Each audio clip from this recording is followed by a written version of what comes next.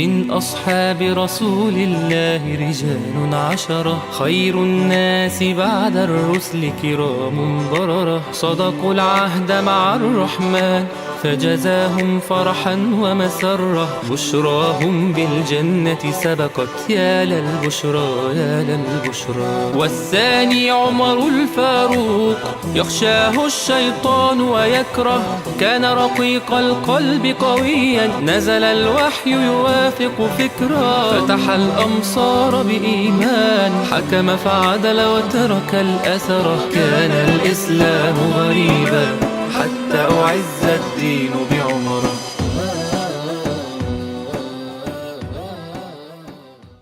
السلام عليكم ورحمة الله وبركاته.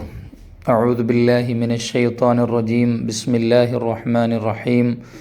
الحمد لله رب العالمين والصلاة والسلام على أشرف المخلوقين وعلى آله وصحبه أجمعين. أما بعد. رب اشرح لي صدري ويسر لي أمري واحلل عقدة من لساني يفقه قولي وما توفيقي إلا بالله عليه توكلت وإليه أنيب.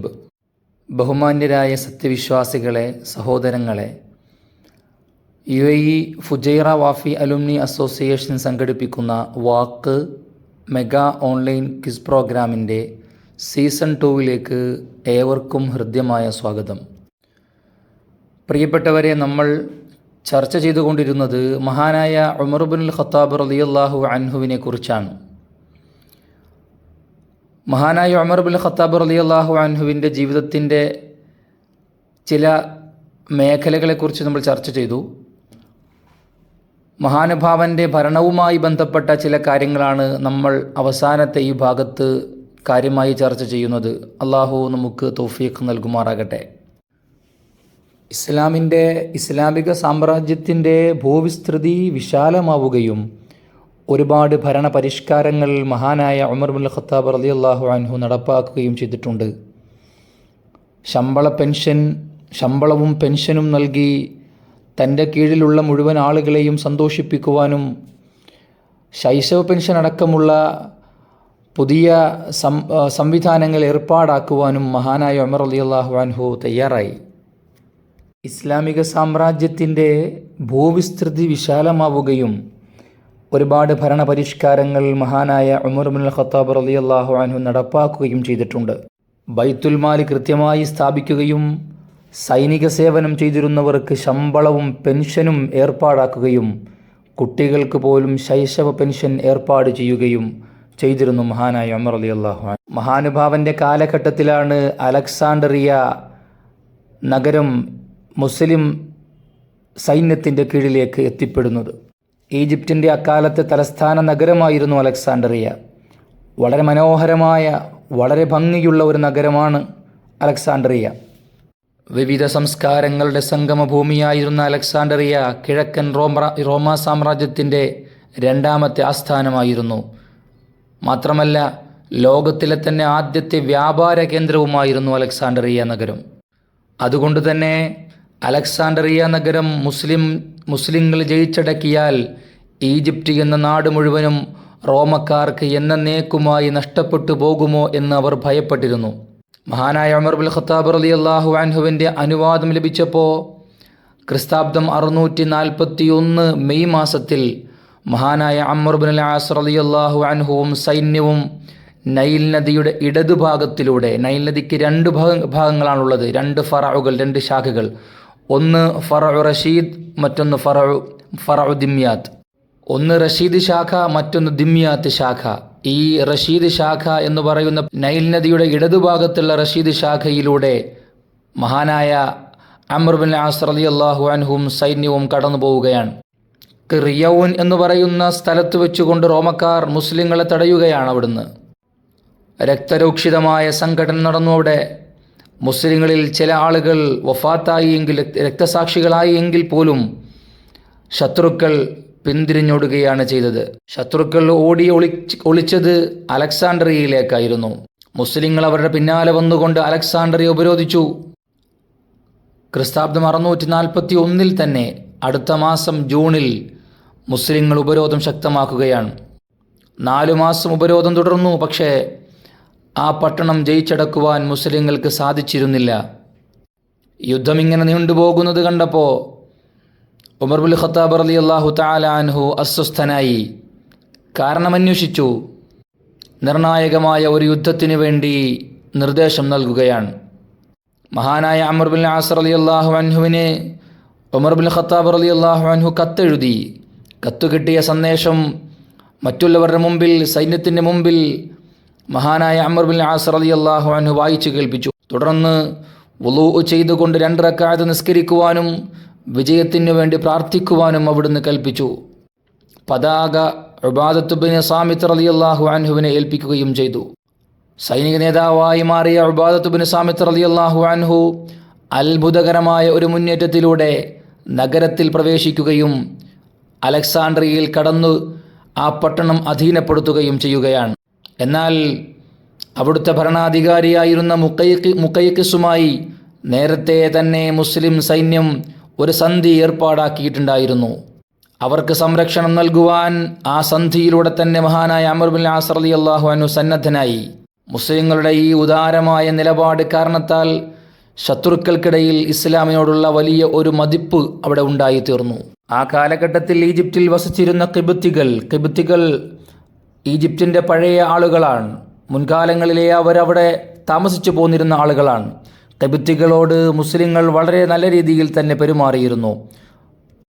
കാരണം പ്രവാചക തിരുമേനി സല്ലല്ലാഹു അലൈഹി വസല്ലമ തങ്ങൾ നൽകിയ ഒരു ഉപദേശമായിരുന്നു അതിൻ്റെ പിന്നിൽ. മഹാനായ റസൂലുള്ളാഹി സ്വല്ലല്ലാഹു അലൈഹി വസല്ലമ തങ്ങൾ അവിടുന്ന് പറഞ്ഞു, പിന്നീട് നിങ്ങൾ ഈജിപ്റ്റ് ജയിച്ചടക്കുകയും ഖൈറാത്ത് തൂക്കം നടപ്പിലാക്കുന്ന ഒരു രാജ്യം, ആ രാജ്യമാണത്. അന്നാട്ടുകാരോട് നിങ്ങൾ നന്നായിട്ട് പെരുമാറണം, നല്ല രീതിയിൽ വർത്തിക്കണം. കാരണം അവരോട് നിങ്ങൾക്ക് കുടുംബപരമായ ബന്ധവും ബാധ്യതകളുമുണ്ട് എന്ന് പ്രവാചക തിരുമേനി സല്ലല്ലാഹു അലൈഹി വസല്ലമ തങ്ങൾ പറഞ്ഞിട്ടുണ്ട്. ഈ ബന്ധം വരുന്നത് അറബികളുടെ പിതാവായിരുന്ന ഇസ്മായിൽ നബി അലൈഹി സ്വലാത്തു വസ്സലാമിൻ്റെ മാതാവ് ഹാജർ ബീവി ഈജിപ്തുകാരിയായിരുന്നു. അതുപോലെ തന്നെ പ്രവാചക തിരുമേനി സല്ലല്ലാഹു അലൈഹി വസല്ലമ തങ്ങളുടെ ഇബ്രാഹിം എന്ന പുത്രൻ, ആ പുത്രൻ്റെ മാതാവായിരുന്ന റസൂലുള്ളാഹി തങ്ങളുടെ ഭാര്യയായിരുന്ന മാരിയത്തുൽ ഖിബ്തിയ്യ റളിയല്ലാഹു അൻഹയും ഈജിപ്തുകാരിയായിരുന്നു. അങ്ങനെ നിയമത്തിൻ്റെ മുമ്പിൽ എല്ലാവരെയും ഒരുപോലെ ചേർത്ത് പിടിക്കുവാൻ ഇസ്ലാമിക ഭരണകൂടം അവിടെ താല്പര്യം കാണിക്കുകയാണ്. അതുകൊണ്ട് തന്നെ അവർക്ക് വലിയ മതിപ്പും വലിയ സന്തോഷവും ഇസ്ലാമിക ഭരണത്തിൻ്റെ കാര്യത്തിൽ ഉണ്ടായിരുന്നു. അന്നത്തെ ക്രിസ്തീയ മതവിഭാഗങ്ങളിൽ യാക്കോബ വിഭാഗവുമുണ്ട്, റോമിൻ്റെ പിന്തുണയുണ്ടായിരുന്ന ഓർത്തഡോക്സ് വിഭാഗവുമുണ്ട്. ഓർത്തഡോക്സ് വിഭാഗത്തിൽ നിന്ന് യാക്കോബ വിഭാഗത്തിന് ചില അവഗണനകൾ നേരിട്ടുകൊണ്ടിരുന്നു. ആ സമയത്ത് അവർക്കിടയിലുണ്ടാകുന്ന പ്രശ്നങ്ങൾ പോലും പരിഹരിക്കുവാൻ നിർഭയം ഖലീഫയുടെ സമീപത്ത് എത്തിച്ചേരുവാനും അവർക്ക് അവസരമുണ്ടായിരുന്നു. നീതിയുടെ കാര്യത്തിൽ ഭരിക്കുന്നവരെന്നോ ഭരിക്കപ്പെടുന്നവർ എന്നോ ഒരു വ്യത്യാസവും മഹാനായ ഉമർ ബിൻ ഖത്താബ് റളിയല്ലാഹു അൻഹു കാണിച്ചിരുന്നില്ല. മഹാനായ അംർ ബിൻ ആസ് റളിയല്ലാഹു അൻഹുവുമായി ബന്ധപ്പെട്ടൊരു സംഭവമുണ്ടായി. അംർ ബിൻ ആസ് റളിയല്ലാഹു അൻഹുവിൻ്റെ പുത്രനായിരുന്ന മുഹമ്മദ് എന്ന മകൻ, ആ മകനും ഒരു ഖിബ്തിയും തമ്മിൽ കുതിരയോട്ട മത്സരം നടത്തുകയാണ്. ആ മത്സരത്തിൽ മുഹമ്മദ് എന്ന മകൻ, അംർ ബിൻ ആസ് റളിയല്ലാഹു അൻഹുവിൻ്റെ മകൻ തോറ്റുപോയി. ആ തോറ്റതിൻ്റെ കോപം കാരണത്താൽ, ദേഷ്യം കാരണത്താൽ മുഹമ്മദ് എന്ന മകൻ ഖിബ്തിയെ അടിക്കുകയാണ്, പ്രഹരിക്കുകയാണ്. ഈ കേസുമായി ഖിബ്തിയായ മനുഷ്യൻ ഉമർ റളിയല്ലാഹു അൻഹുവിൻ്റെ അടുത്തേക്ക് എത്തുകയാണ്. ഉമർ റളിയല്ലാഹു അൻഹു അംർ ബിൻ ആസ് റളിയല്ലാഹു അൻഹുവിനെയും മകൻ മുഹമ്മദിനെയും മദീനയിലേക്ക് വിളിച്ചു വരുത്തി. ഖിബ്തിയുടെ കയ്യിൽ ഒരു ചാട്ടവാറ് കൊടുത്തിട്ട് പറഞ്ഞു, മുഹമ്മദിനെ നീ അടിക്കണം. അത് കഴിഞ്ഞിട്ട് പറഞ്ഞു, അധികാരമുള്ള ഒരു പിതാവിൻ്റെ പുത്രനായതുകൊണ്ടാണ് മുഹമ്മദ് താങ്കളെ അടിച്ചത്. അതുകൊണ്ട് അധികാരമുള്ള ഈ മുഹമ്മദിൻ്റെ പിതാവായ അധികാരമുള്ള വ്യക്തിയെയും താങ്കൾ അടിക്കണമെന്ന് പറഞ്ഞപ്പോൾ അംർ ബിൻ ആസ് റളിയല്ലാഹു അൻഹുവിൻ്റെ ചുമലിൽ അടി വീഴുമെന്ന് ഭയപ്പെട്ടുകൊണ്ട് അംർ ബിൻ ആസ് റളിയല്ലാഹു അൻഹു നിൽക്കുമ്പോൾ ഖിബ്തി പറയുകയാണ്, എന്നെ അടിച്ചയാളെയല്ലേ എനിക്കടിക്കേണ്ടതുള്ളൂ. ഇത്രയും നീതിയുക്തമായിരുന്നു മഹാനായ ഉമർ ബിൻ ഖത്താബ് റളിയല്ലാഹു അൻഹുവിൻ്റെ ഭരണ കാലഘട്ടം. അമ്മർ ബിൻ ആസ് റളിയല്ലാഹു അൻഹുവിനോട് ഉമർ റളിയല്ലാഹു അൻഹു ചോദിക്കുകയാണ്, അല്ലയോ അമ്ർ, എപ്പോഴാണ് നിങ്ങൾ ജനങ്ങളെ അടിമകളാക്കാൻ തുടങ്ങിയത്? അവരുടെ മാതാക്കൾ അവരെ പ്രസവിച്ചത് സ്വതന്ത്രന്മാരായിട്ടാണല്ലോ, പിന്നെ എപ്പോഴാണ് താങ്കൾ അവരെ അടിമകളാക്കാൻ തുടങ്ങിയത്? മഹാനായ അമർ ബിൻ ആസ് റളിയല്ലാഹു അൻഹുവിൻ്റെ പക്കൽ പ്രശ്നങ്ങളൊന്നുമില്ല. അദ്ദേഹത്തിൻ്റെ മകൻ ചെയ്ത ഒരു പ്രയാസത്തിലാണ്, ഒരു പ്രശ്നത്തിലാണ് ആ പിതാവിനെ പോലും മഹാനായ ഉമർ ബിൻ ഖത്താബ് റളിയല്ലാഹു അൻഹു ശകാരിക്കുന്നത്. ആ കാലഘട്ടത്തിൽ ഈജിപ്തിൽ ഒരു അനാചാരം നിലനിന്നിരുന്നു. ഓരോ വർഷവും നൈൽ നദിയുടെ ഒഴുക്ക് നിൽക്കുമായിരുന്നു. ആ നിൽക്കുന്ന സമയത്ത് നിറഞ്ഞൊഴുകുവാൻ വേണ്ടി ഒരു കന്യകയായ സ്ത്രീയെ നൈൽ നദിക്ക് സമ്മാനിക്കുക എന്നുള്ള ഒരു അനാചാരം ആ കാലഘട്ടത്തിൽ നടമാടിയിരുന്നു. ആ ഒരു സമയമായപ്പോൾ ഈ കാര്യം മഹാനായ അമ്മർ ബിൻ ആസ് റളിയല്ലാഹു അൻഹുവിൻ്റെ ശ്രദ്ധയിൽ ആളുകൾ എത്തിക്കുകയാണ്. അമ്മർ ബിൻ ആസ് റളിയല്ലാഹു അൻഹു അതിന് സമ്മതിച്ചില്ല എന്ന് മാത്രമല്ല, ഇസ്ലാം ഒരിക്കലും ഇതിനെ അനുവദിക്കുകയില്ല, അന്ധവിശ്വാസങ്ങളെയും അനാചാരങ്ങളെയും ഇല്ലായ്മ ചെയ്യുന്ന മതമാണ് ഇസ്ലാമെന്ന് അവിടുന്ന് ഉറക്കെ പ്രഖ്യാപിച്ചു. എല്ലാ ജൂൺ മാസവും 12-ാം തീയതിയാണ് ഈ ചടങ്ങവർ ആഘോഷപൂർവ്വം കൊണ്ടാടിയിരുന്നത്. നദിയുടെ ഒഴുക്ക് പാടെ നിലച്ചു. ജനങ്ങളുടെ ജീവിതം മുഴുവനും ദുസ്സഹമായി തീർന്നു. എന്ത് ചെയ്യണമെന്നറിയാതെ ആളുകൾ അങ്ങോട്ടും ഇങ്ങോട്ടും പരക്കം പായുന്ന ഒരു രംഗമായി. ആ സമയത്ത് അമ്ർ ബിൻ ആസ് റളിയല്ലാഹു അൻഹു വിഷമിച്ചു. അവസാനം ഖലീഫയ്ക്ക് അദ്ദേഹം കത്തെഴുതി. ഉമർ റളിയല്ലാഹു അൻഹു മറുപടി കൊടുത്തു. കൂടെ നൈൽ നദിക്ക് ഒരു കത്തുമെഴുതി അയച്ചു. മിൻ ഉമർ അമീറുൽ മുഅ്മിനീൻ ഇലാ നൈൽ അഹ്ലി മിസ്ർ ഫഇൻ കുന്ത തജ്രി മിൻ ഖിബലിക് വമിൻ അംരിക് ഫലാ തജ്രി ഫലാ ഹാജത ലനാ ഫീക്.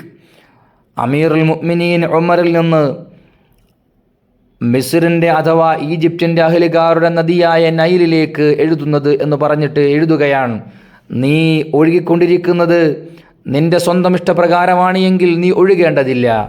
ഞങ്ങൾക്ക് നിന്നിലേക്ക് യാതൊരു ആവശ്യവുമില്ല. ഫഇൻ കുന്ത തജ്രി ബി അംരില്ലാഹിൽ വാഹിദിൽ ഖഹാർ വഹുവല്ലദീ യുജ്രീക് ഫനസ്അലുല്ലാഹ തആല അൻ യുജ്രിയക്. നീ ഒഴുകുന്നത് അള്ളാഹുവിൻ്റെ ഖഹാറായ ഏകനായ അള്ളാഹുവിൻ്റെ കൽപ്പന പ്രകാരമാണ് എങ്കിൽ, അവനാണ് നിന്നെ ഒഴുക്കുന്നത് എങ്കിൽ അള്ളാഹുവിനോട് നിന്നെ ഒഴുക്കുവാൻ ഞങ്ങൾ ആവശ്യപ്പെടുന്നു എന്ന് പറഞ്ഞൊരു കത്തെഴുതി. ആ കത്ത് മഹാനായ അമ്ർ ബിൻ ആസ് റളിയല്ലാഹു അൻഹുവിൻ്റെ കൈവശമെത്തുകയാണ്. അമ്ർ ബിൻ ആസ് റളിയല്ലാഹു അൻഹു ആ കത്ത് കൊണ്ടുപോയി നൈൽ നദിയിൽ ഇടുകയാണ്. ആ നൈൽ നദിയിലേക്ക് കത്ത് ഇട്ടപാടെ നൈൽ നദി ഒഴുകാൻ ആരംഭിച്ചു എന്നാണ്. മഹാനായ ഉമർ ബിൻ ഖത്താബ് റളിയല്ലാഹു അൻഹുവിൻ്റെ കാലഘട്ടത്തിൽ ഒരുപാട് വിജയങ്ങൾ കീഴ്പ്പെടുത്താൻ കൈയടക്കാൻ സാധ്യമായി എങ്കിലും വലിയ വലിയ പ്രയാസങ്ങളും പ്രതിസന്ധികളും മഹാനായ ഉമർ റളിയല്ലാഹു അൻഹുവിൻ്റെ കാലഘട്ടത്തിൽ നടമാടിക്കൊണ്ടേയിരുന്നു. ഹിജ്റ 14-ാം വർഷം ഖാദിസിയയിൽ മുസ്ലിങ്ങൾ ജയിച്ചിരുന്നു. 15-ൽ ബൈത്തുൽ മുഖദ്ദസ് കീഴടക്കി. 16-ൽ മദാഇൻ അധീനപ്പെടുത്തി. പേർഷ്യ റോമ സാമ്രാജ്യങ്ങളെ തോൽപ്പിച്ചുകൊണ്ട് മുന്നേറിക്കൊണ്ടിരിക്കുകയാണ് മുസ്ലിം സൈന്യം. അതിനിടയിലാണ് ഹിജ്റ 17-ലും 18-ലും 2 വർഷ കാലഘട്ടത്തിൽ 2 മഹാവിപത്തുകൾ മുസ്ലിങ്ങളെ നേരിടുന്നത്, മുസ്ലിങ്ങൾക്ക് പിടിപെടുന്നത്. ഹിജ്റ 17-ൽ ഹിജാസിലുണ്ടായ ക്ഷാമമാണ് ഒന്ന്. മറ്റൊന്ന് ഹിജ്റ 18-ൽ സിറിയയിലുണ്ടായ പ്ലേഗാണ്. ഹിജ്റ 17-ന് മഴ ലഭിക്കാതെ വന്ന് ക്ഷാമം ആരംഭിക്കുകയാണ്. കൃഷികൾ നശിച്ചു തുടങ്ങി. മുന്തിരിത്തോട്ടങ്ങൾ ഉണങ്ങി, ഈത്തപ്പനകൾ ഉണങ്ങി, മരുപ്പച്ചകൾ ഉണങ്ങിക്കരിഞ്ഞു. മരുഭൂമിയിലെ മണ്ണ് പോലും കറുത്തിരുണ്ടുപോയി. ചാരനിറത്തിലുള്ള ഒരു പ്രത്യേകതരം മണൽക്കാറ്റ് ആ സമയത്ത് അടിച്ചു വീശാൻ തുടങ്ങുകയാണ്. അതുകൊണ്ട് തന്നെ ക്ഷാരവർഷം എന്ന പേരിൽ, ആമുർ റമാദ് എന്ന പേരിലാണ് ആ വർഷം അറിയപ്പെട്ടിരുന്നത്. ക്ഷാമസഹ്യമായതുകൊണ്ട് തന്നെ കാലികൾ ചത്തൊടുങ്ങാൻ തുടങ്ങി. അവയുടെ മാംസം ദുഷിച്ചുപോയി എന്ന കാരണം കൊണ്ട് കാലികളെ ഒന്നും അറുത്തു ഭക്ഷിക്കാൻ പോലും കഴിയാത്ത അവസ്ഥയായി. ജനങ്ങളെല്ലാവരും തങ്ങളുടെ പക്കലുള്ളതെല്ലാം തീർന്നുവെന്ന് കണ്ടപ്പോൾ ഖിലാഫത്തിൻ്റെ ആസ്ഥാന നഗരമായ മദീനയിലേക്ക് ഒഴുകാൻ തുടങ്ങി. മഹാനായ ഉമർ ബിൻ ഖത്താബ് റളിയല്ലാഹു അൻഹു ജാഗരൂകനായി ജനങ്ങളെ ദുരിതാശ്വാസ ക്യാമ്പുകളിൽ പാർപ്പിച്ച് അവർക്കാവശ്യമായ ഭക്ഷണവും മറ്റു കാര്യങ്ങളും ഏർപ്പാടാക്കുകയാണ്. ഗ്രാമങ്ങളിൽ താമസിച്ചിരുന്ന ആളുകൾക്ക് ഭക്ഷണ സാധനങ്ങളെല്ലാം അങ്ങോട്ടെത്തിച്ചു കൊടുത്തു. 9 മാസക്കാലഘട്ടം ആ ക്ഷാമം തുടർന്നു. ജനങ്ങൾക്ക് സുഭിക്ഷമായ ഭക്ഷണ സാധന സാമഗ്രികൾ കൈവരിക്കാൻ സാധിക്കുന്ന ഒരു സാഹചര്യമുണ്ടാകുന്നതുവരെ ഞാനിനി പാലും വെണ്ണയും മാംസവും ഒരിക്കലും കഴിക്കുകയില്ല എന്ന് ഉമർ റളിയല്ലാഹു തആല അൻഹു ശപഥം ചെയ്യുകയാണ്.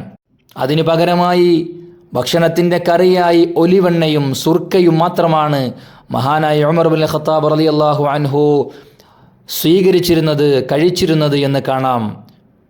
ഭക്ഷണം നന്നായി കുറച്ചു, അതിൽ വലിയ നിയന്ത്രണം ഏർപ്പെടുത്തി എന്ന കാരണം കൊണ്ട് തന്നെ തൻ്റെ ആരോഗ്യം ക്ഷയിച്ചു പോവുക പോലും ചെയ്തിരുന്നു മഹാനായ ഉമർ റളിയല്ലാഹു അൻഹുവിൻ്റെ. ഈ ദുരിതാശ്വാസ പ്രവർത്തനങ്ങൾക്ക് വേണ്ടി ബൈത്തുൽ മാലിലുണ്ടായിരുന്ന ധനം മുഴുവനും ചെലവഴിച്ചു. അത് കഴിഞ്ഞപ്പോൾ സംസ്ഥാന ഗവർണർമാരായി നിയോഗിക്കപ്പെട്ടിരുന്ന ഗവർണർമാരുടെ സഹായം ആവശ്യപ്പെട്ടുകൊണ്ട് കത്തെഴുതി. അവരെല്ലാവരും രാജ്യത്തെ ബാധിച്ചിട്ടുള്ള ഈ മഹാവിപത്തിൽ നിന്ന് ജനങ്ങൾക്ക് സംരക്ഷണം ഏർപ്പെടുത്തുവാൻ വേണ്ടി പരമാവധി സഹകരിക്കുകയാണ്. മഹാനായ അബൂ ഉബൈദ റളിയല്ലാഹു തആല അൻഹു ഭക്ഷണ സാധനങ്ങൾ ചുമന്നുകൊണ്ടുള്ള 4000 ഒട്ടകങ്ങളുമായി മദീനയിലേക്ക് കടന്നു വന്നു.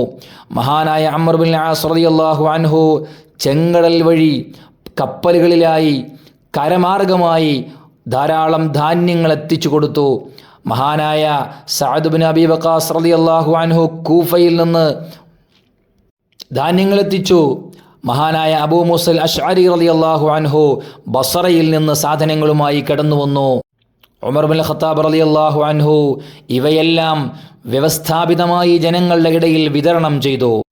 ഈ വരൾച്ചയും ക്ഷാമവും നീണ്ടുപോകുമ്പോൾ ഒരാൾ പ്രവാചകൻ സല്ലല്ലാഹു അലൈഹി വസല്ലമ തങ്ങളുടെ റൗള ഷരീഫിൽ വന്നുകൊണ്ട് പറയുകയാണ്, പ്രവാചകരെ, താങ്കളുടെ സമുദായം നശിച്ചുകൊണ്ടിരിക്കുകയാണ്, അതിനാൽ അങ്ങ് അവർക്ക് വേണ്ടി മഴയെ ആവശ്യപ്പെടണം അല്ലാഹുവിനോട്.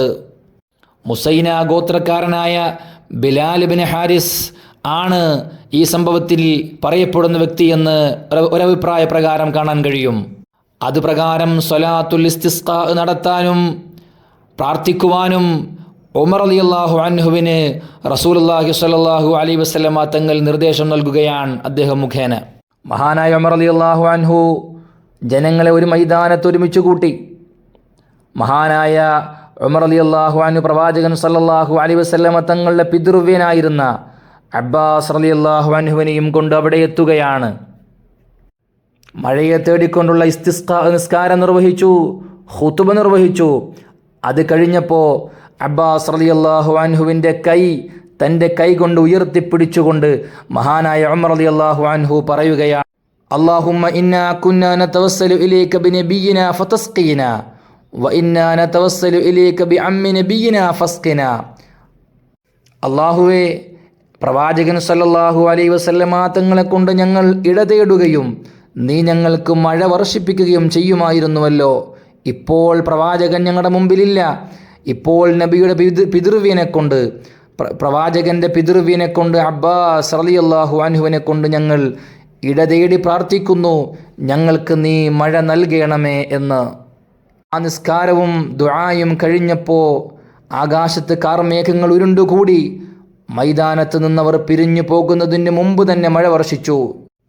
ഹിജാസിലെ ഈ പ്രയാസം തീർന്ന് കഴിയുമ്പോഴേക്ക് അപ്പുറത്ത് ഷാമിൽ അഥവാ സിറിയയിൽ വളരെ വലിയ ഒരു പകർച്ചപ്പനി, പ്ലാഗ് പടർന്നു പിടിക്കുകയാണ്.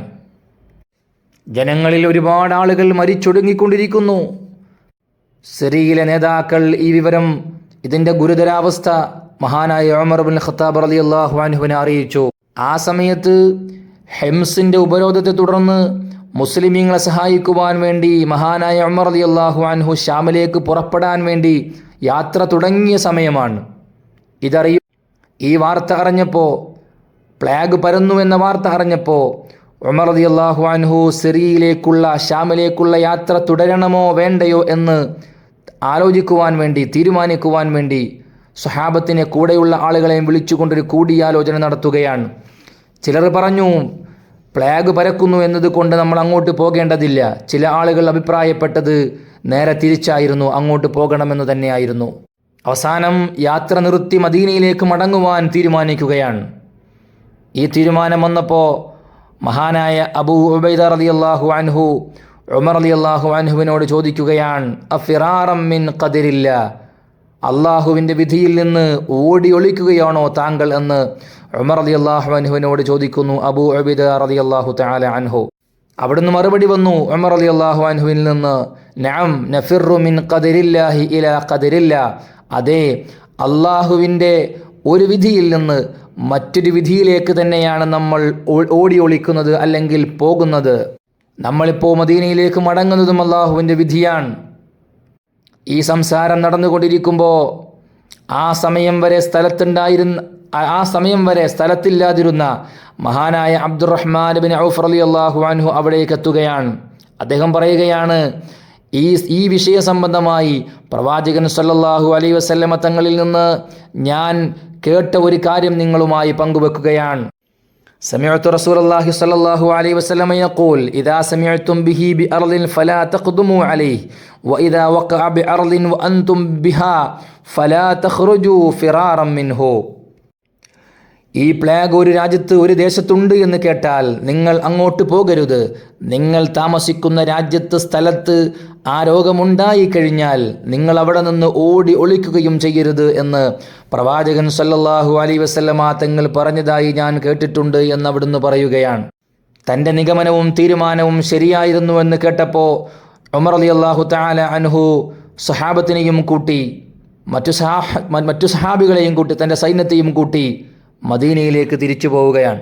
അതേസമയം ഷാമിൽ നിരവധി ആളുകൾ ഈ രോഗം ബാധിച്ചുകൊണ്ട് മരിക്കുമ്പോൾ ആ കൂട്ടത്തിൽ ഷാമിലേക്ക് അയക്കപ്പെട്ട മുസ്ലിം സൈന്യത്തിൻ്റെ പൊതുനായകനായിരുന്ന മഹാനായ അബൂ ഉബൈദ ബിനുൽ ജറാഹ് റളിയല്ലാഹു അൻഹു ഉൾപ്പെടെ മുസ്ലിം നേതാക്കളിൽ പലരും ആ സമയത്ത് വഫാത്തായി. അതിൽപ്പെട്ടവരായിരുന്നു അബൂ ഉബൈദ, ആ സമയത്ത് മരണപ്പെട്ടവരിൽപ്പെട്ടവരായിരുന്നു മുആദ് ബിൻ ജബൽ റളിയല്ലാഹു അൻഹു, Yazid bin Abi Sufyan, Harith bin Hisham, Suhail bin Amr റളിയല്ലാഹു അൻഹും. ഇവരെല്ലാവരും അതിൽപ്പെട്ടവരാണ്. 25,000 മുസ്ലിം യോദ്ധാക്കളാണ് പ്ലേഗ് ബാധിച്ചുകൊണ്ട് ആ സമയത്ത് ഷാമിൽ മരണപ്പെടുന്നത്. അബൂ ഉബൈദ റളിയല്ലാഹു അൻഹു വഫാത്താകുമ്പോൾ ഷാമിൻ്റെ നേതൃത്വം ഏൽപ്പിച്ചു കൊടുത്തിരുന്നത് മഹാനായ മുആദ് ബിൻ ജബൽ റളിയല്ലാഹു അൻഹുവിനെ ആയിരുന്നു. മുആദ് ബിൻ ജബൽ റളിയല്ലാഹു അൻഹു വഫാത്താകുമ്പോൾ ആ ഉത്തരവാദിത്വം ഏൽപ്പിക്കപ്പെടുന്നത് അംർ ബിൻ ആസ് റളിയല്ലാഹു അൻഹുവിനെ ആയിരുന്നു. അംർ ബിൻ ആസ് റളിയല്ലാഹു അൻഹു ഷാമിലെ മുസ്ലിങ്ങളുടെ പൊതു നേതാവായി മാറിയപ്പോൾ താഴ്ന്ന പ്രദേശങ്ങളിൽ താമസിച്ചിരുന്ന ആളുകളെ പർവ്വതങ്ങളുടെ മുകൾ ഭാഗങ്ങളിലേക്കും മറ്റു ഉയർന്ന സ്ഥലങ്ങളിലേക്കും മാറ്റി പാർപ്പിച്ചു. ചില ആളുകൾക്ക് ഈ തീരുമാനത്തോട് വിയോജിപ്പുണ്ടായിരുന്നുവെങ്കിലും മഹാനായ ഉമർ ബിൻ ഖത്താബ് റളിയല്ലാഹു അൻഹു ഈ തീരുമാനത്തോട് അനുകൂല നിലപാട് സ്വീകരിച്ചു. അതിൻ്റെ ഫലമായി പ്ലേഗ് രോഗം ആ രാജ്യത്തു നിന്ന്, നാട്ടിൽ നിന്ന് വിട്ടുമാറി ജനങ്ങൾ രക്ഷപ്പെടുകയാണ്. അനവധി ഭരണപരിഷ്കാരങ്ങൾ മഹാനായ ഉമർ ബിൻ ഖത്താബ് റളിയല്ലാഹു അൻഹു നടപ്പിലാക്കിയിട്ടുണ്ട് എന്ന് നേരത്തെ പറഞ്ഞിരുന്നു. പ്രധാന നഗരങ്ങളിലൊക്കെ കാളിമാരെ നിയമിക്കുക എന്നുള്ളത് വളരെ പ്രധാനമായ ഒരു തീരുമാനമായിരുന്നു. ഭരണമേറ്റെടുത്ത സമയത്ത് ആദ്യ വർഷങ്ങളിൽ മഹാനായ ഉമർ റളിയല്ലാഹു അൻഹു തന്നെയായിരുന്നു ആ വിഷയങ്ങളൊക്കെ കൈകാര്യം ചെയ്തിരുന്നത്. തൻ്റെ ഭരണത്തിൻ്റെ 6ാമത്തെ വർഷം ഹിജറ 18 നീതിന്യായ വകുപ്പിനെ ഭരണവിഭാഗത്തിൽ നിന്ന് വേർപ്പെടുത്തി സ്വതന്ത്രമായ ഒരു ചുമതലയുള്ള വകുപ്പാക്കി മാറ്റുകയാണ്. ഈ വലിയ ഉത്തരവാദിത്വം ആരെയെങ്കിലുമൊക്കെ ഏൽപ്പിക്കാൻ കഴിയില്ല. അത് പ്രവാചകൻ സല്ലല്ലാഹു അലൈഹി വസല്ലമ തങ്ങളുമായി സഹവാസം കൂടുതലുണ്ടായിരുന്ന, പ്രത്യേക ശിക്ഷണം ലഭിച്ച ആളുകളെ തന്നെ ഏൽപ്പിക്കണമെന്ന് മഹാനായ ഉമർ റളിയല്ലാഹു അൻഹുവിന് താല്പര്യമുണ്ടായിരുന്നു.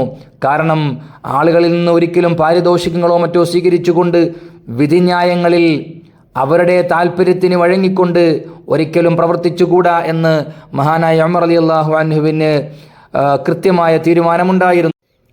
മഹാനായ അബൂദർദ റളിയല്ലാഹു അൻഹുവിനെ മദീനയിലും, കഅബ് ബിൻ സൂർ റളിയല്ലാഹു അൻഹുവിനെ ബസറയിലും, ഖൈസ് ബിൻ അബിൽ ആസ് റളിയല്ലാഹു അൻഹുവിനെ ഈജിപ്തിലും, ശുറൈഹ് ബിൻ ഹാരിസ് അൽ കിന്ദി റളിയല്ലാഹു അൻഹുവിനെ കൂഫയിലും മഹാനായ ഉമർ റളിയല്ലാഹു അൻഹു ഖാളിമാരായി നിയമിച്ചു. ഇസ്ലാമിൻ്റെ യശസ്സുയർത്തുവാൻ വേണ്ടി യുദ്ധങ്ങളിൽ പങ്കെടുത്തിരുന്ന സൈനിക സേവനം നടത്തിയിരുന്ന യോദ്ധാക്കൾക്ക് ആ കാലഘട്ടം വരെ ശമ്പളം നൽകിയിരുന്നില്ല. യുദ്ധത്തിൽ നിന്ന് ലഭിക്കുന്ന യുദ്ധാർജിത സമ്പത്തിൽ നിന്നുള്ള വിഹിതം മാത്രമായിരുന്നു അവർക്ക് ലഭിച്ചിരുന്നത്. എന്നാൽ ഉമർ റളിയല്ലാഹു അൻഹുവിൻ്റെ കാലഘട്ടത്തിൽ ബൈത്തുൽ മാൽ വ്യവസ്ഥാപിതമായി സ്ഥാപിക്കപ്പെട്ടു. പട്ടാളക്കാരുടെ രജിസ്റ്റർ തയ്യാറാക്കി. അവർക്ക് ശമ്പളവും കഴിഞ്ഞ കാല യുദ്ധങ്ങളിൽ പങ്കെടുത്തിരുന്ന ആളുകൾക്ക് അവരുടെ ആശ്രിതർക്ക് കൃത്യമായ പെൻഷൻ നൽകുവാനുള്ള നടപടിക്രമങ്ങളും സ്വീകരിച്ചു. സ്വഹാബത്തിൻ്റെ ഇടയിൽ തന്നെ മഹത്വമുള്ള ആളുകളെ അതനുസരിച്ചുകൊണ്ട് പെൻഷനും അതുപോലെ മറ്റു ആനുകൂല്യങ്ങൾ നൽകുന്നതിലും അദ്ദേഹം പരിഗണിച്ചു. ബദറിൽ പങ്കെടുത്തിരുന്ന ആളുകൾക്ക് 5000 ദിർഹം വീതമാണ് നൽകിയിരുന്നത്. എന്നാൽ എത്യോപ്യയിലേക്ക് ഹിജറ പോയ ആളുകൾക്ക്, ഉഹദിൽ പങ്കെടുത്ത ആളുകൾക്കും 4000 ദിർഹം വീതമാണ് നൽകിയത്. ബദർ യുദ്ധത്തിൽ പങ്കെടുത്തവരുടെ സന്താനങ്ങൾക്ക് 2000 ദിർഹം വീതം നൽകിയപ്പോൾ മദീനയിലേക്ക് ഹിജറ പോയവർക്ക് 3000 ദിർഹവും മക്ക വിജയത്തിൽ മുസ്ലിമായവർക്കും മുഹാജിറുകളുടെ സന്താനങ്ങൾക്കും 2000 ദിർഹം വീതവും നൽകി. മുതിർന്നവർക്ക് മാത്രമല്ല, കുട്ടികൾക്കും മഹാനായ ഉമർ റളിയല്ലാഹു അൻഹു പെൻഷൻ നൽകിയിരുന്നതായി കാണാൻ കഴിയും. ഒരു കുട്ടി ജനിച്ചാൽ ആ കുട്ടിക്ക് ഉമർ റളിയല്ലാഹു അൻഹു 100 ദിർഹം നിശ്ചയിച്ചു കൊടുത്തിരുന്നു. അനാഥരായ കുട്ടികളുണ്ടെങ്കിൽ ആ കുട്ടികളെ സംരക്ഷിക്കുന്ന ആളുകളുടെ കൈകളിൽ 100 ദിർഹം നൽകുവാനും മഹാനായ ഉമർ റളിയല്ലാഹു അൻഹു തയ്യാറായി. ഭക്ഷണത്തിനാവശ്യമായ ധാന്യങ്ങളും മറ്റും എല്ലാ മാസവും അനാഥരായ കുട്ടികളുടെ രക്ഷകർത്താക്കളുടെ കൈവശം എത്തിച്ചു കൊടുത്തിരുന്നു മഹാനായ ഉമർ റളിയല്ലാഹു അൻഹു. ആദ്യ കാലഘട്ടങ്ങളിൽ മുലകുടി മാറ്റിയ കുട്ടികൾക്കായിരുന്നു ഉമർ റളിയല്ലാഹു അൻഹു പെൻഷൻ അനുവദിച്ചിരുന്നത്. ആ സമയത്ത് ഒരു കച്ചവട സംഘം മദീനയിൽ വന്ന് അവിടെ താമസിക്കുമ്പോൾ ആ ഒരു രാത്രിയിൽ മഹാനായ ഉമർ റളിയല്ലാഹു അൻഹു അബ്ദുറഹ്മാൻ ബിൻ ഔഫ് റളിയല്ലാഹു അൻഹുവിൻ്റെ കൂടെ ഈ യാത്ര വന്ന സംഘത്തിന് കാവൽ നിൽക്കുകയാണ്. കാരണം അക്കൂട്ടത്തിൽ സ്ത്രീകളുണ്ട്, ചെറിയ കുട്ടികളുണ്ട്.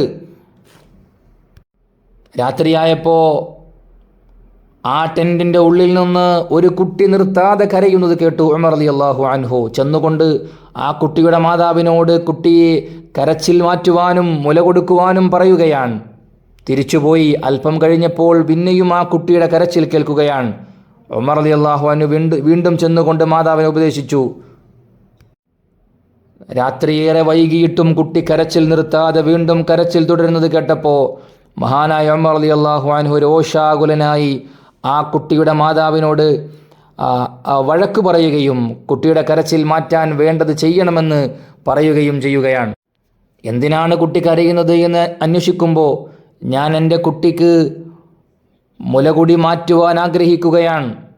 മുലകുടി നിർത്തിയ കുട്ടികൾക്ക് മാത്രമേ ഉമർ റളിയല്ലാഹു അൻഹു ഭരണാധികാരി പെൻഷൻ നൽകിയിരുന്നുള്ളൂ എന്നുള്ളത് കൊണ്ടാണ് ഞാൻ കുട്ടിക്ക് നേരത്തെ തന്നെ മുലകുടി മാറ്റാൻ ആഗ്രഹിക്കുന്നത്.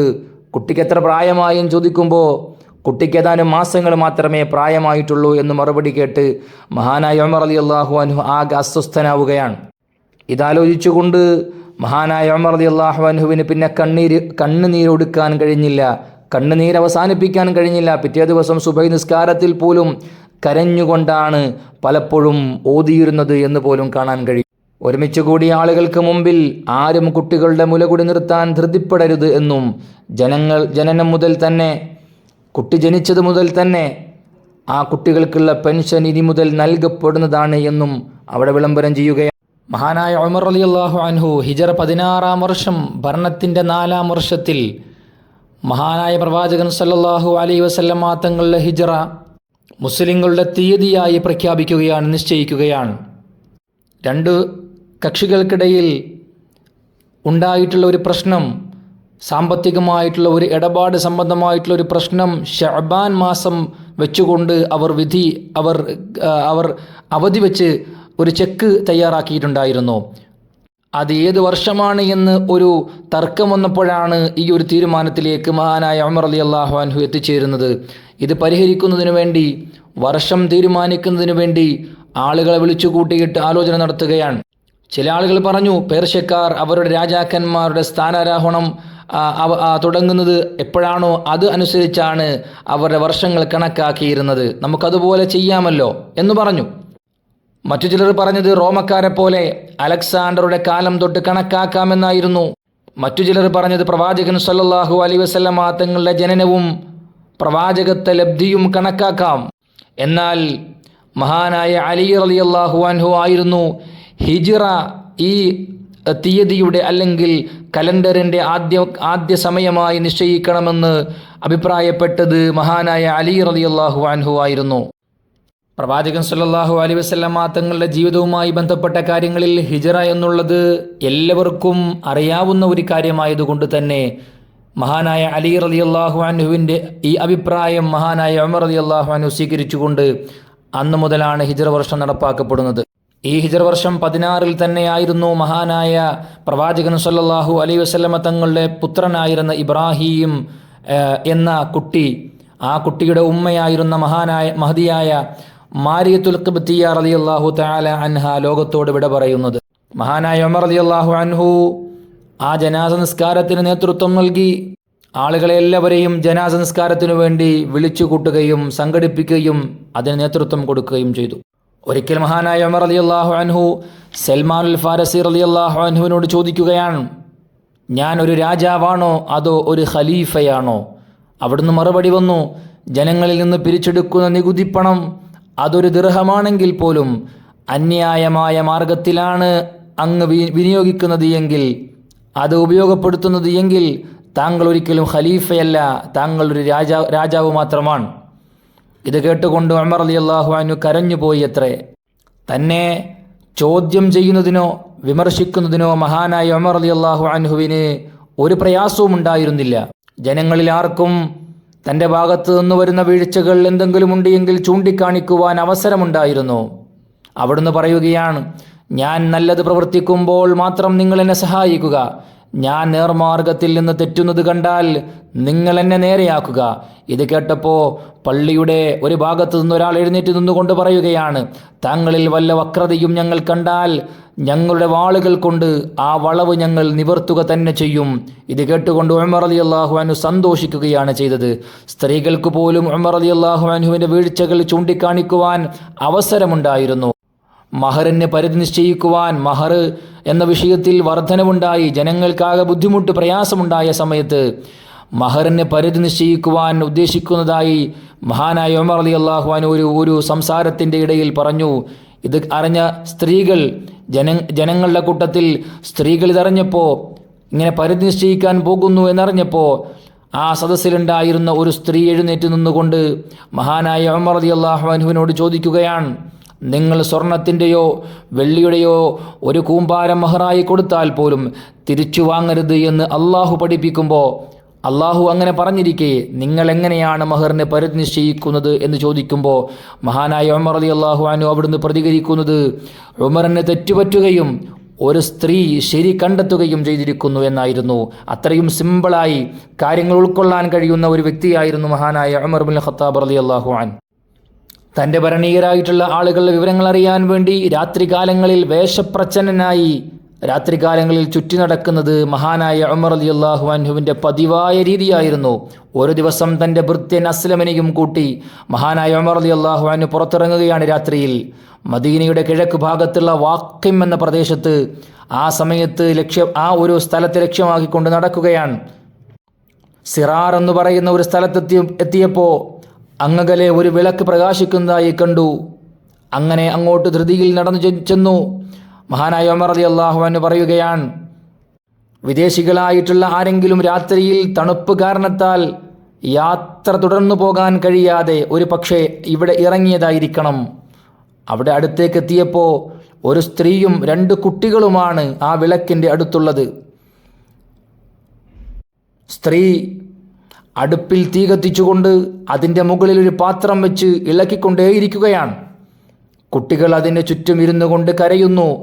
ഉമർ റളിയല്ലാഹു അൻഹു സലാം ചൊല്ലി കടന്നു വന്നു. അടുത്തേക്ക് കടന്നു വരാൻ കഴിയുമോ എന്ന് ചോദിച്ചു. സമ്മതം വാങ്ങി. നല്ലതിനാണ് എങ്കിൽ താങ്കൾക്ക് വരാം, അല്ലെങ്കിൽ ഞങ്ങളെ വിട്ടു പോകണമെന്ന് ആ സ്ത്രീ അവിടുന്ന് പറഞ്ഞു. അവരടുത്തേക്ക് എത്തിയ ഉമർ റളിയല്ലാഹു അൻഹു കുട്ടികൾ എന്തിനാണ് കരയുന്നത് എന്ന് ആ ഉമ്മയോട് ചോദിക്കുമ്പോൾ മക്കൾ വിശന്നുകൊണ്ട് കരയുകയാണെന്ന് അവിടുന്ന് മറുപടി പറഞ്ഞു. ആ പാത്രത്തിൽ എന്താണുള്ളത്? ആ സ്ത്രീ പറഞ്ഞു, വെള്ളം മാത്രമേ ഉള്ളൂ. അവർ എൻ്റെ മക്കൾ തളർന്നു ഉറങ്ങുന്നതുവരെ, കരച്ചിലടക്കാൻ കഴിയാതെ അവർ ഉറങ്ങുന്നതുവരെ ഞാൻ ഈ വെള്ളം ഇങ്ങനെ ഇളക്കിക്കൊണ്ടേയിരിക്കും, എന്തോ ഭക്ഷണം അതിലുണ്ട് എന്ന് കാണിക്കാൻ വേണ്ടി. ഞങ്ങൾക്കും ഉമറിനുമിടയിൽ അള്ളാഹുവാണുള്ളത് എന്ന് ആ സ്ത്രീ അവിടുന്ന് പറയുകയാണ്. ഉമർ റളിയല്ലാഹു അൻഹു ആണ് ഭരണാധികാരി എന്ന് അവർക്കറിയാം, ഈ വന്നത് ഉമറാണ് എന്നറിയില്ല. ഉമർ അള്ളാഹിനോട് അവിടുന്ന് പറയുകയാണ്, നിങ്ങളെ അള്ളാഹു അനുഗ്രഹിക്കട്ടെ, നിങ്ങളുടെ ഈ ദയനീയ സ്ഥിതി ഉമർ എങ്ങനെ അറിയാനാണ്? അസ്ലമി എന്ന ഉമർ റളിയല്ലാഹു അൻഹുവിൻ്റെ ഭൃത്യൻ പറയുകയാണ്, ഉടനെ ഞങ്ങൾ അവിടെ നിന്ന് പുറപ്പെട്ടു, പിന്നെ ഓടുകയായിരുന്നു, വളരെ ദ്രുതഗതിയിൽ ഓടി. ഗോഡൗണിലെത്തി ഗോതമ്പ് മാവെടുത്തു, നെയ്യും പുറത്തെടുത്തു. ഗോതമ്പ് മാവിൻ്റെ ചാക്കെടുത്തുകൊണ്ട് ഉമർ റളിയല്ലാഹു അൻഹു എന്നോട് പറഞ്ഞു, എൻ്റെ ചുമലിലേക്ക് വെക്കൂ. അങ്ങനെ ഉമർ റളിയല്ലാഹു അൻഹുവിൻ്റെ ചുമലിലേക്ക് വെക്കാൻ ഞാൻ വിസമ്മതിച്ചു. പലവട്ടം ഞാൻ പറഞ്ഞു, ഞാൻ തന്നെ അത് ചുമന്നുകൊള്ളാം. പക്ഷേ ഉമർ റളിയല്ലാഹു അൻഹു സമ്മതിച്ചില്ല. എൻ്റെ കുറ്റം നാളെ പരലോകത്ത് നീ വന്നുകൊണ്ട് ചുമക്കുമോ എന്ന് എന്നോട് ചോദിച്ചു. അപ്പോൾ അദ്ദേഹത്തിൻ്റെ ചുമലിലേക്ക് ഞാൻ ആ ചാക്കെടുത്ത് വെച്ചു കൊടുത്തു. അതുമായി ഞങ്ങൾ വീണ്ടും ഓടി ആ സ്ത്രീയുടെ അടുത്തേക്ക് വീണ്ടും എത്തി.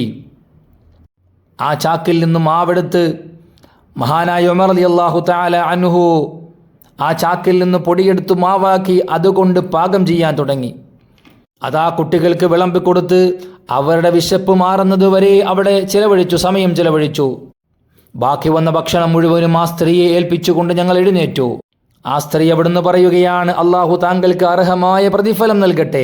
അമീറുൽ മുഅ്മിനീനേക്കാൾ താങ്കളാണ് ഭരണകാര്യങ്ങളിൽ കൂടുതൽ അർഹനെന്ന് അവിടുന്ന് പറയുമ്പോൾ ഉമർ റളിയല്ലാഹു അൻഹു മന്ദസ്മിതം തൂക്കിക്കൊണ്ട് അവിടുന്ന് പറയുകയാണ്, നല്ലത് പറയുക, നാളെ അമീറുൽ മുഅ്മിനീനെ വന്നു കാണണം, ഇൻഷാ അല്ലാഹ് അപ്പോൾ ഞാൻ അവിടെ ഉണ്ടാകും എന്ന് പറഞ്ഞുകൊണ്ട് അവിടുന്ന് കടന്നു പോവുകയാണ്. ഈ മഹോന്നതമായ വ്യക്തിപ്രഭാവത്തിൻ്റെ ഉടമയായിരുന്ന ഉമർ ഇബ്നുൽ ഖത്താബ് റളിയല്ലാഹു അൻഹു ഹിജ്റ 23-ാമത്തെ വർഷം ഹജ്ജ് നിർവഹിച്ചിട്ട് തിരികെ വരുമ്പോൾ അബുത്തുഹ എന്ന് പറയുന്ന സ്ഥലത്തെത്തിയപ്പോൾ അവിടെ ഇറങ്ങി ഇരുകരങ്ങളും ആകാശത്തേക്ക് ഉയർത്തിക്കൊണ്ട് അള്ളാഹുവിനോട് ദുആ ചെയ്യുകയാണ്, അള്ളാഹുവേ, എനിക്കൊരുപാട് പ്രായമായി, ആരോഗ്യം ക്ഷയിച്ചു, വളരെ വിശാലമായ ഒരു രാജ്യത്ത് അധിവസിക്കുന്നവരാണ് എൻ്റെ പ്രജകൾ, എൻ്റെ കൂടെയുള്ള അനുയായികൾ, അവരുടെ കാര്യത്തിൽ എന്തെങ്കിലും വീഴ്ചകൾ പറ്റുമോ എന്ന് ഞാൻ ഭയപ്പെടുകയാണ്. അതിനാൽ ഇനി എന്നെ നീ തിരിച്ചു വിളിക്കണമേ തമ്പുരാനെ എന്ന് അവിടുന്ന് ദുആ ചെയ്യുകയാണ്. നീ നിന്റെ പ്രവാചകന്റെ നാട്ടിൽ വെച്ചുകൊണ്ട് എനിക്ക് രക്തസാക്ഷിത്വം നൽകി അനുഗ്രഹിക്കണമേ അല്ലാ എന്ന് മഹാനായ ഉമർ റളിയല്ലാഹു അൻഹു അവിടുന്ന് പ്രാർത്ഥിക്കുകയാണ്. ഒരു ദിവസം സുബഹി നിസ്കാരത്തിന് നേതൃത്വം കൊടുത്തു നിൽക്കുമ്പോഴാണ് മുഗീറത്ത് ഇബ്നു ശുഅബ റളിയല്ലാഹു അൻഹുവിന് അടിമയായിരുന്ന ഫൈറൂസിൻ്റെ വിളിപ്പേര് അബൂ ലുഅ്ലുഅത്ത് എന്നായിരുന്നു. ഈ അബൂ ലുഅ്ലുഅ വന്നുകൊണ്ട് മഹാനായ ഉമർ റളിയല്ലാഹു അൻഹുവിൻ്റെ വയറ്റിലൊരു കഠാര കൊണ്ട് കുത്തുന്നത്. മഹാനായ ഉമർ റളിയല്ലാഹു അൻഹുവിനെ ഇരുതല മൂർച്ചയുള്ള ഒരു കഠാരയുമായി കടന്നു വന്നുകൊണ്ട് അബൂ ലുഅ്ലുഅ 6 തവണ കുത്തി. അവയിൽ ഒരു കുത്ത്, ആ കൂട്ടത്തിൽ ഒരു കുത്ത് കിട്ടിയത് പൊക്കിളിൻ്റെ താഴ്ഭാഗത്തായിരുന്നു. മരണകാരണമായതും ആ ഒരു കുത്തായിരുന്നു. മുറിവേറ്റ ഉടനെ ഉമർ റളിയല്ലാഹു അൻഹു മിഹ്റാബിൽ വീണു. അബ്ദുറഹ്മാൻ ഇബ്നു ഔഫ് റളിയല്ലാഹു അൻഹുവിനോട് നിസ്കാരത്തിന് നേതൃത്വം ഏറ്റെടുക്കുവാൻ ആവശ്യപ്പെടുകയാണ്. അബ്ദുറഹ്മാൻ ഇബ്നു ഔഫ് റളിയല്ലാഹു അൻഹു പരമാവധി വേഗത്തിൽ നിസ്കാരം പൂർത്തിയാക്കി. നിസ്കാരം കഴിഞ്ഞ ഉടനെ എല്ലാവരും ചേർന്നുകൊണ്ട് മഹാനായ ഉമർ റളിയല്ലാഹു അൻഹുവിനെ അദ്ദേഹത്തിൻ്റെ വീട്ടിലേക്ക് മാറ്റി. ഉമർ റളിയല്ലാഹു അൻഹു തൻ്റെ പുത്രൻ അബ്ദുള്ളയെ വിളിച്ചിട്ട് അബ്ദുള്ള റളിയല്ലാഹു അൻഹുവിനെ വിളിച്ചുകൊണ്ട് വധിച്ച ആള് അല്ലെങ്കിൽ വധശ്രമം നടത്തിയ ആൾ ആരാണെന്ന് അന്വേഷിക്കാൻ പറഞ്ഞു. അന്വേഷിച്ച് ഉറപ്പുവരുത്തി മുഗീറത്ത് ഇബ്നു ശുഅബയുടെ അടിമ ഫൈറൂസാൻ, അബൂ ലുഅ്ലുഅത്ത് എന്നവരാണ് ശ്രമം നടത്തിയത്, കൊല്ലാൻ ശ്രമിച്ചത് എന്ന് ഉമർ റളിയല്ലാഹു അൻഹുവിനെ അറിയിച്ചു. ആ സമയത്ത് അവിടുന്ന് പറഞ്ഞത്, മുസ്ലിമാണ് എന്ന് അവകാശപ്പെടുന്ന ഒരാൾ മുഖേന എൻ്റെ മരണം നിശ്ചയിക്കാതിരുന്ന അള്ളാഹുവിനാണ് സർവസ്തുതിയുമെന്നാണ് അവിടുന്ന് പറഞ്ഞത്. ഉമർ റളിയല്ലാഹു അൻഹുവിനെ മുറിവേൽപ്പിച്ച് കടന്നുപോയ ഫൈറൂസ് തന്നെ പിടിക്കാൻ വേണ്ടി പിന്നാലെ വന്ന സഹാബികളിൽ പല ആളുകളെയും മുറിവേൽപ്പിച്ചുകൊണ്ട് തിരിഞ്ഞോടുകയാണ്. 13 പേർക്കാണ് മാരകമായ മുറിവേറ്റത്. അവരിൽ 6 പേർ ആ കൂട്ടത്തിൽ രക്തസാക്ഷികളാവുകയും ചെയ്തു. അവസാനം അബ്ദുറഹ്മാൻ ഇബ്നു ഔഫ് റളിയല്ലാഹു അൻഹു തൻ്റെ ചുമലിലുണ്ടായിരുന്ന ഒരു പുതപ്പ് കൊണ്ടാണ് അബൂ ലുഅ്ലുഅയെ കീഴ്പ്പെടുത്തുന്നത്.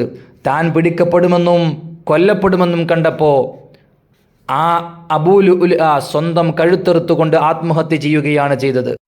വൈദ്യന്മാർ പലരും കടന്നു വന്നു ചികിത്സിക്കുവാൻ വേണ്ടി. അവർ കൊടുത്ത മുന്തിരിച്ചാറും പാലും മുറിവിലൂടെ പുറത്തേക്ക് കടന്നു വരുന്നത് അവർക്ക് കാണാൻ കഴിയുമായിരുന്നു. തൻ്റെ അന്ത്യനിമിഷങ്ങൾ അടുത്തു എന്ന് കണ്ടപ്പോൾ ഉമർ റളിയല്ലാഹു അൻഹു തൻ്റെ കടങ്ങൾ പരിശോധിച്ചുകൊണ്ട് കണക്കെടുക്കാൻ മഹാനായ തൻ്റെ പുത്രൻ അബ്ദുള്ള റളിയല്ലാഹു അൻഹുവിന് നിർദ്ദേശം നൽകുകയാണ്. തുടർന്ന് പറയുന്നു, ഉമ്മുൽ മുഅ്മിനീൻ ആയിഷ റളിയല്ലാഹു അൻഹയുടെ അടുത്ത് ചെന്ന് ഉമർ സലാം പറഞ്ഞിരിക്കുന്നുവെന്ന് പറയുക. അമീറുൽ മുഅ്മിനീൻ എന്ന് പറയരുത്, കാരണം ഞാനിപ്പോൾ മുഅ്മിനീങ്ങളുടെ അമീറല്ല. ഉമറിനെ തൻ്റെ 2 കൂട്ടുകാരുടെ കൂടെ മറവ് ചെയ്യാൻ സമ്മതം ചോദിക്കുന്നു എന്നും പറയുക. ആയിഷ ബീവിയെ ചെന്ന് കണ്ടുകൊണ്ട് അവിടുന്ന് വിഷയം ധരിപ്പിച്ചു. റൗള ഷരീഫിൽ മറമാടാൻ സമ്മതം ചോദിക്കുന്നുണ്ട് എന്ന് പറഞ്ഞു. ആയിഷ ബീവി പറയുകയാണ്, ഞാനത് എനിക്ക് വേണ്ടി ഉദ്ദേശിച്ചിരുന്ന സ്ഥലമാണ്, എങ്കിലും എൻ്റെ ആവശ്യത്തേക്കാൾ അദ്ദേഹത്തിൻ്റെ ആവശ്യത്തിന് ഞാൻ മുൻഗണന കൊടുക്കുന്നു എന്ന് മഹദിയായ ആയിഷ ബീവി പറയുകയാണ്. അങ്ങനെ അവസാന ശ്വാസം വരെ പിന്നീട് കലിമത്തു ഷഹാദ ലാ ഇലാഹ ഇല്ലല്ലാഹ് എന്ന് ഉരുവിട്ടുകൊണ്ടേയിരുന്നു മഹാനായ ഉമർ റളിയല്ലാഹു അൻഹു. ഹിജ്റ 23-ാം വർഷം ദുൽഹിജ്ജ 27 ബുധനാഴ്ച രാത്രി മഹാനായ ഉമർ റളിയല്ലാഹു അൻഹു ഈ ലോകത്തോട് വിട പറഞ്ഞു. 10 വർഷവും 6 മാസവും 8 ദിവസവും മഹാനായ ഉമർ റളിയല്ലാഹു അൻഹു നീതിയുക്തമായ തൻ്റെ ഭരണകാലഘട്ടം നടത്തിക്കൊണ്ടുപോയി. മഹാനുഭാവൻ്റെ നിർദ്ദേശമനുസരിച്ച് ജനാസ നിസ്കാരത്തിന് സുഹൈബ് റളിയല്ലാഹു തആല അൻഹുവാണ് നേതൃത്വം നൽകിയത്. ജനാസ വഹിച്ചുകൊണ്ട് റൗള ഷരീഫിലേക്ക് നീങ്ങി. ഉമർ റളിയല്ലാഹു അൻഹു വസിയത്ത് ചെയ്തതുപോലെ തന്നെ ആയിഷ ബീവി റളിയല്ലാഹു അൻഹയോട് വീണ്ടും സമ്മതം ചോദിച്ചു മറമാടാൻ വേണ്ടി റൗള ഷരീഫിൽ. അങ്ങനെ അനുവാദം വാങ്ങിയതിൻ്റെ ശേഷം റൗള ഷരീഫിൽ മറമാടുകയാണ്. അബ്ദുല്ലാഹ് ബിൻ ഉമർ റളിയല്ലാഹു അൻഹു, ഉസ്മാൻ ബിൻ അഫ്ഫാൻ റളിയല്ലാഹു അൻഹു, അലി ബിൻ അബി ത്വാലിബ് റളിയല്ലാഹു അൻഹു, സുബൈർ റളിയല്ലാഹു അൻഹു, അബ്ദുറഹ്മാൻ ബിൻ ഔഫ് റളിയല്ലാഹു അൻഹു എന്നിവരാണ് തുടങ്ങിയ സ്വഹാബത്താണ് ജനാസ എടുത്ത് ഖബറിലേക്ക് വെച്ചത് എന്ന് കാണാൻ കഴിയും. ഉമർ റളിയല്ലാഹു അൻഹു വഫാത്താകുമ്പോൾ അലി റളിയല്ലാഹു അൻഹു പറഞ്ഞത്, ഇഹലോകത്തിൽ എല്ലാ നന്മകളും അദ്ദേഹം കൂടെ കൊണ്ടുപോവുകയാണ്, എല്ലാ തിന്മകളിൽ നിന്നും രക്ഷപ്പെടുകയും ചെയ്തിരിക്കുന്നു എന്നാണ്.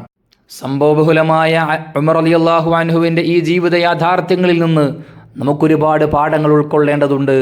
ഈ പരിശുദ്ധമായ റമളാൻ അതിനുള്ള ഒരു വഴിയായി പഠിക്കുവാനും മനസ്സിലാക്കുവാനുമുള്ള ഒരു അവസരമായി അള്ളാഹു നമുക്ക് നൽകി അനുഗ്രഹിക്കുമാറാകട്ടെ. പരിശുദ്ധമായ റമളാൻ കഴിഞ്ഞു പോകുമ്പോൾ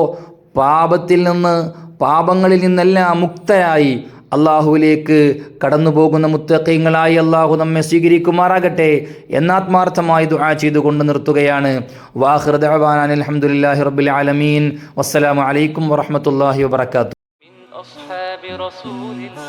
رجال 10 خير الناس بعد الرسل كرام بررة أبو بكر عمر وعثمان وعلي وسعيد وسعد طلحة والزبير وعامر وابن العوف تمام 10.